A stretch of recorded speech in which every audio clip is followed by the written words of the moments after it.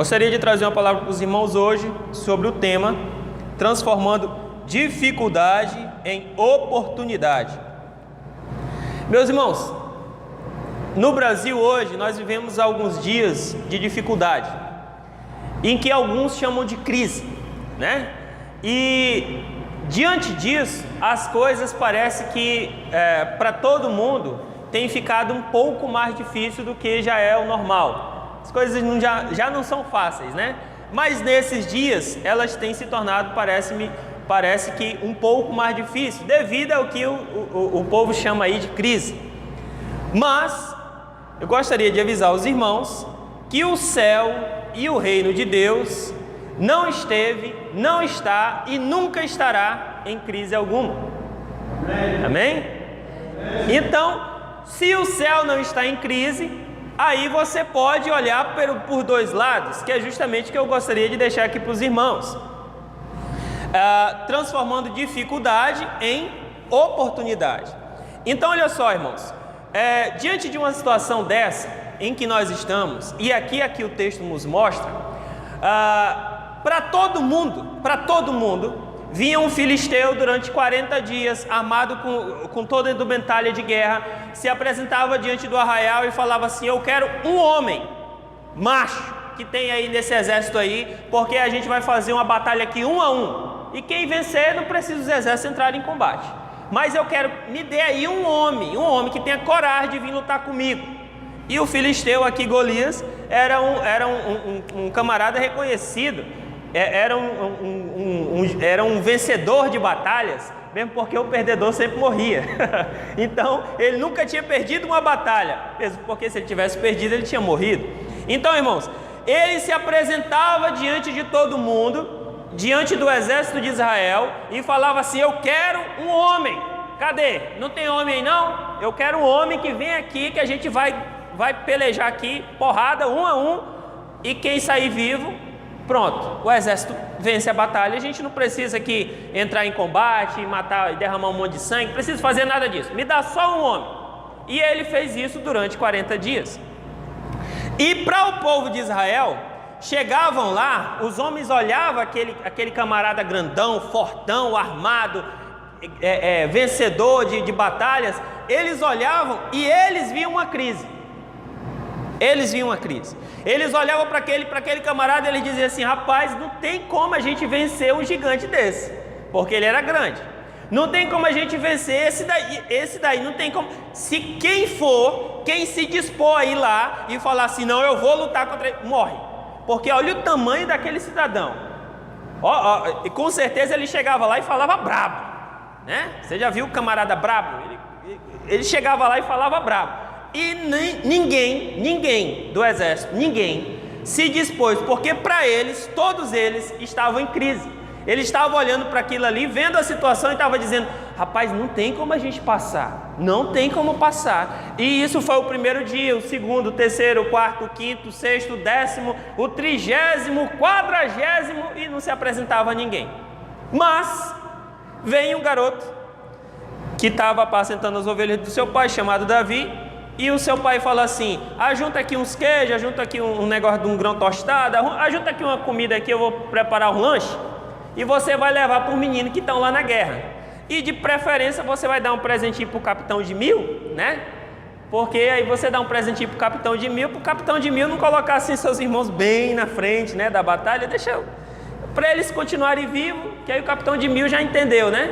Se os filhos de Jessé continuam vivos, de vez em quando ele ganha uns queijinhos, ganha uns presentinhos, mas se eles morrer, acabou o presente, né? Então olha só, vai lá e leva lá um presentezinho para o capitão de 1000 e leva umas coisinhas lá para os seus irmãos comer e ver como é que está a batalha. Irmãos, enquanto para todos chegavam, olhavam a situação e diziam assim: a gente está em crise, acabou. Quem é que tem coragem de ir lá contra aquele cara? Quem é? Ninguém se dispõe aí. Aí Davi chega, e enquanto todo mundo via a crise, Davi viu uma oportunidade. É isso que eu gostaria de deixar aqui. Enquanto todos viam crise, Davi viu uma oportunidade.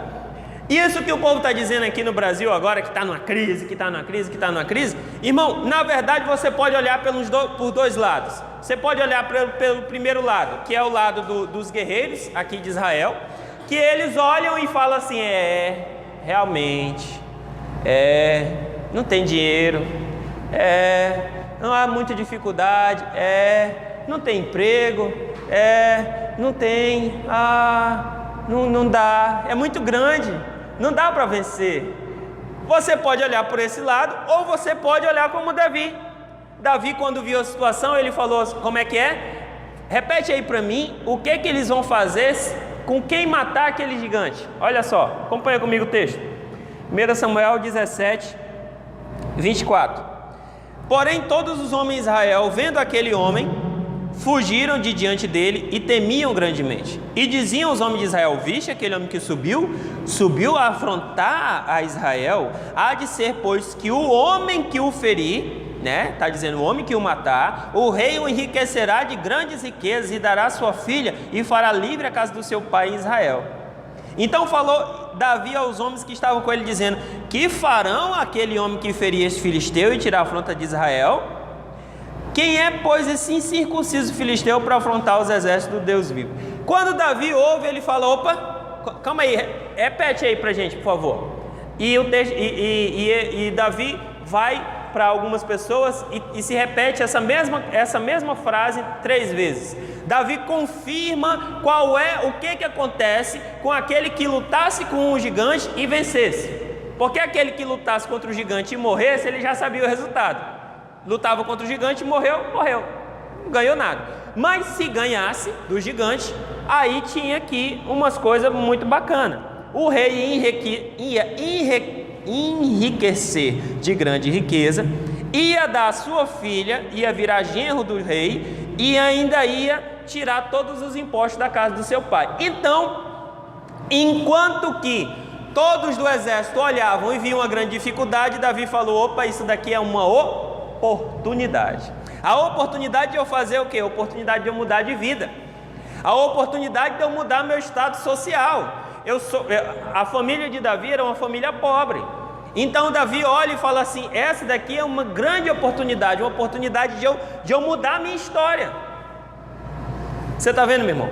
Então a gente pode olhar de duas formas. A gente pode olhar da primeira forma e falar assim, saiu no jornal outra notícia, mais outra notícia ruim, aumentou as cores de novo. Você viu a luz?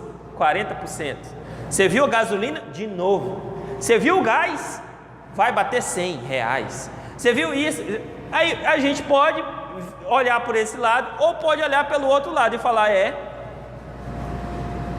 eles estão dizendo que está difícil, mas procurar as oportunidades e afirmar as oportunidades, porque Davi viu a oportunidade, mas aí ele falou com o primeiro, certo? Aí ele versículo 26 diz assim, então Davi falou aos homens que estavam com ele, dizendo, que farão a este que ferir esse filisteu e tirar a fronte sobre Israel?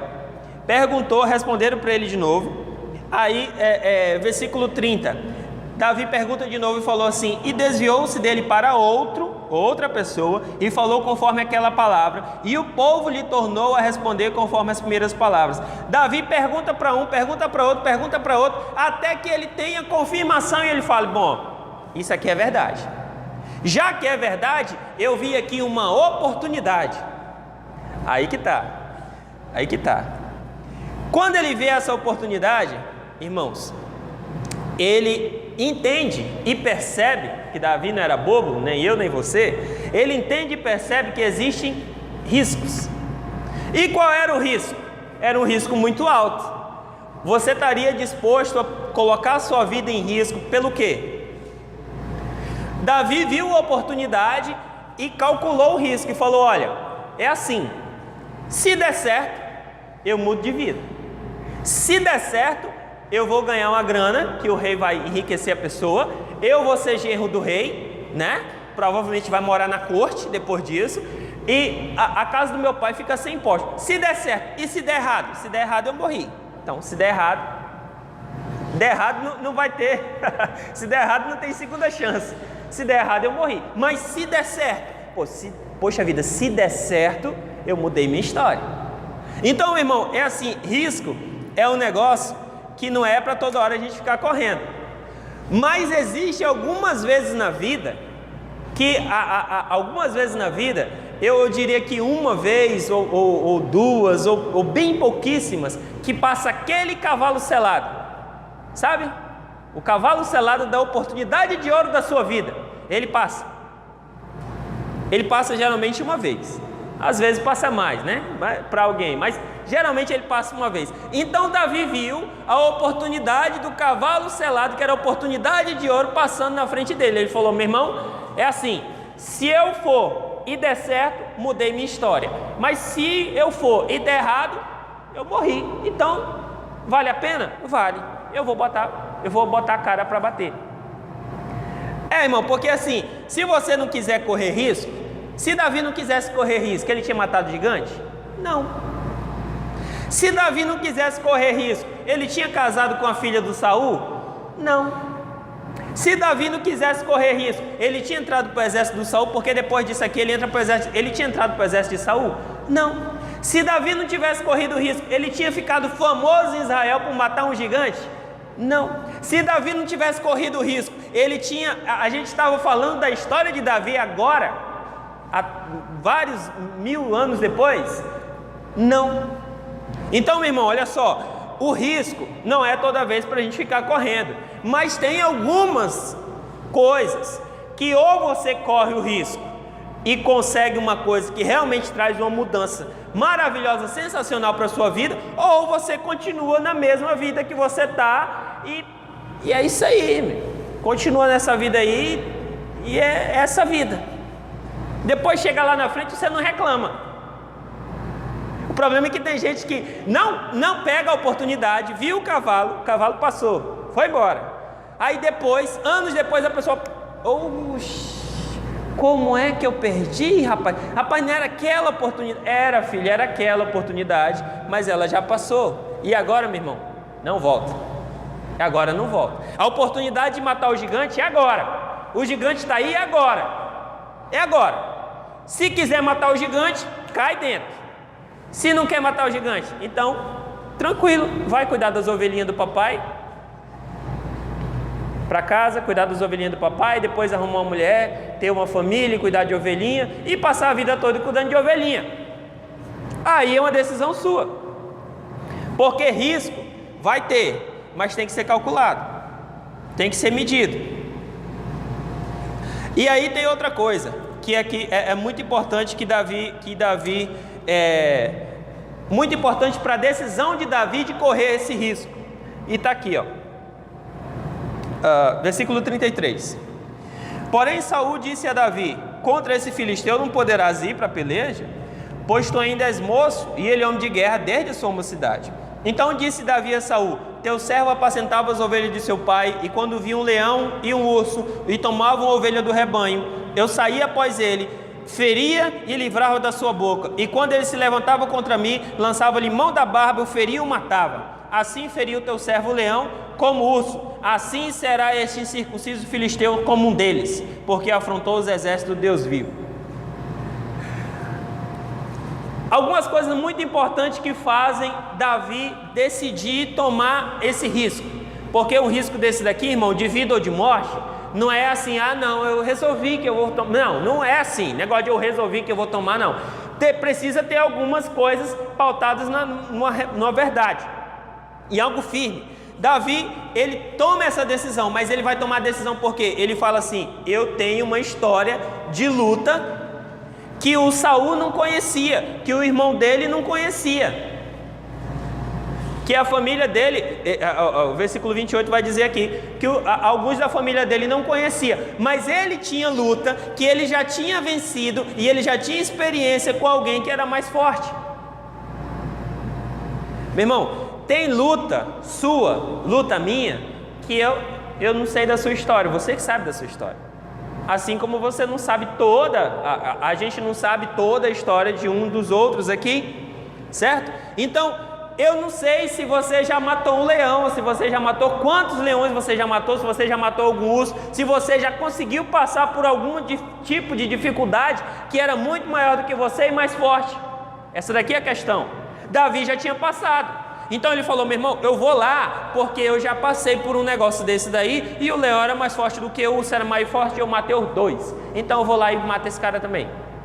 E mata esse incircunciso. e tem outro detalhe. Aqui. Quando Davi olha para o Filisteu, quando Davi olha para o Golias, ele não vê um cara grandão, fortão, guerreiro, campeão. Ele olha para o Filisteu e fala assim: esse camarada não tem a aliança com Deus que eu tenho. Esse camarada não conhece a Deus. Eu conheço a Deus. Eu sirvo a Deus. Esse camarada não. Certo? Então aí que está uma coisa muito importante. E ele falou assim: como ele não serve, então o Senhor está comigo. Porque ele está afrontando os exércitos do Deus vivo. Ele está afrontando a Deus quando ele vem aqui fazer essa palhaçada aqui de ficar querendo um homem para lutar comigo aqui. Quando ele vem fazer isso daqui, ele está afrontando a Deus. E eu vou, né, na minha força não, do meu braço não. Porque se fosse na mão, fazer que nem outro, fosse partir para a mão, Davi e Golias, Davi não aguentava o primeiro tapa. Porque não tem condição. Um cara de quase 3 metros de altura contra um cara mais ou menos de 1,60 m, 1,70 m. Não tem lógica. Era um peso pesado contra um peso mosca. Já imagina aí. Mike Tyson contra Popó. Né? O Popó, o Mike Tyson, ele derrubava uns caras maiores do que ele assim, né? Você lembra alguma luta dele? Então não tem condição, é um cara muito maior, muito mais forte do que um cara pequeno. Então Davi fala assim: olha, eu por mim não tenho força suficiente para ir lá e ganhar desse camarada, mas eu vou a ele em nome do Senhor dos Exércitos, o Deus de Israel, a quem tu tens afrontado, ele falou.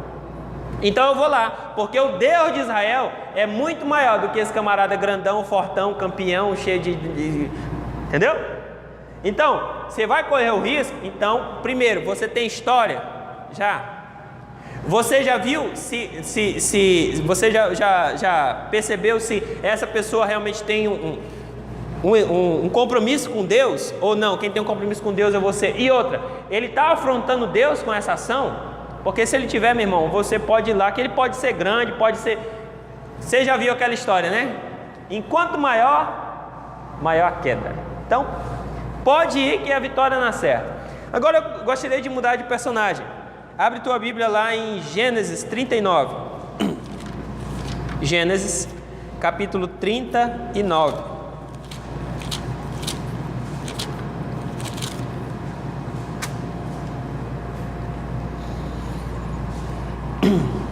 Gênesis 39, a partir do versículo 1, diz assim: E José foi levado ao Egito, e Potifar, oficial de Faraó, capitão da guarda, homem egípcio, comprou-o da mão dos ismaelitas que o tinham levado para lá.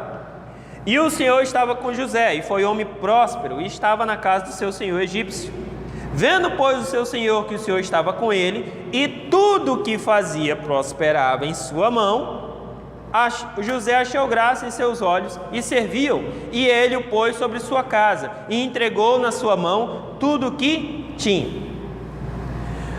Uma das coisas assim mais extraordinárias que eu gosto de José é que José não é aquela pessoa, eu vou dizer assim, cabeçuda, aquele cabeçudo que ele fica batendo a cabeça só num canto e não aprende. José é um cara, ele era novo, era um adolescente aqui, tá? Mas ele fez os irmãos dele venderam ele como escravo. Então ele sai de uma casa onde ele é o queridinho do papai, ele sai de uma casa onde ele tem tudo, ele sai de uma casa onde ele estava sendo preparado para governar toda a família.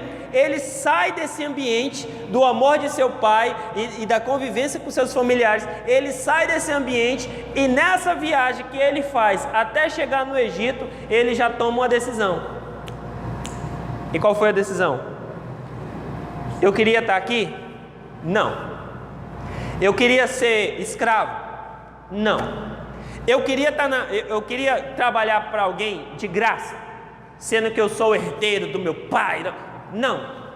Mas já que eu estou aqui, então, meu irmão, é o seguinte: já que eu estou aqui, eu vou fazer o melhor que eu posso fazer agora. Isso daí ó, é uma sacada muito interessante de José, por causa que tem gente que o camarada passa 20 anos, 30 anos batendo a cabeça, só no canto, batendo a cabeça, ali, não, é porque eu não queria estar aqui, é porque eu não queria fazer isso, é porque eu não... Meu irmão, você não está aí?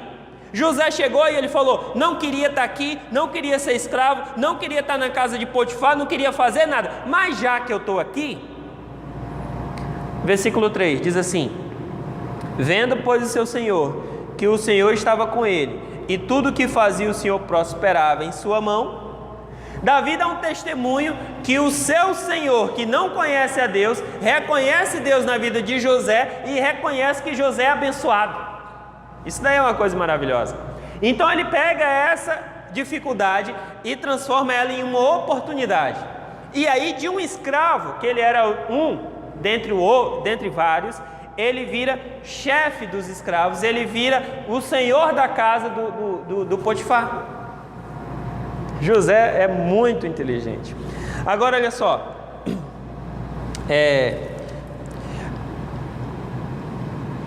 Gênesis capítulo 40, diz assim: e aconteceu depois dessas coisas, que o copeiro do rei do Egito e o seu padeiro ofenderam ao seu senhor, e indignou-se muito contra os seus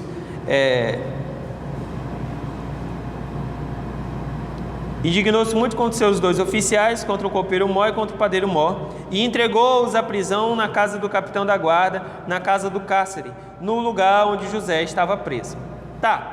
Você sabe que José está lá, fazendo o melhor que ele pode fazer na casa de Potifar, abençoando a casa do seu patrão, foi promovido, virou um homem de confiança, mas vem a mulher esquisita lá de Potifar. E mesmo José sem ter feito nada, ele é acusado de ter feito e condenado por ter feito aquilo que ele não fez. E aí ele é colocado na casa do cárcere, ou seja, ele é colocado na prisão. E aí vem de novo José fazendo exatamente aquilo que a gente falou agora há pouco. Ele queria estar na prisão? Não. Ele queria estar sendo acusado daquilo que ele não fez? Não. Ele queria agora perder, escravo já não tem liberdade, agora preso escravo, então acabou tudo. Ele queria estar numa condição dessa? Absolutamente não. Mas já que eu estou, então eu vou fazer o melhor que eu posso aonde eu estou. O melhor que... Eu ouvi uma frase muito legal, é assim, ó: é o melhor que eu posso fazer com o conhecimento que eu tenho, com as condições que eu tenho hoje. É o melhor que eu posso fazer hoje. Amanhã, se eu puder fazer melhor do que hoje, então amanhã eu faço um pouco melhor do que hoje. Entendeu? Então depois de amanhã, eu estou sempre querendo fazer, né? No caso dos nossos personagens aqui, eles estavam sempre querendo, no caso de José, sempre tentando e querendo fazer o melhor que ele podia na condição que ele estava.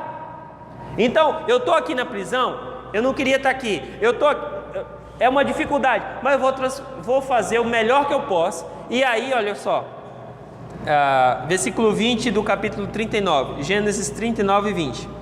E o Senhor de José o tomou e entregou na casa do cárcere, ou no lugar onde os presos do rei estavam encarcerados, e esteve ali na casa do cárcere.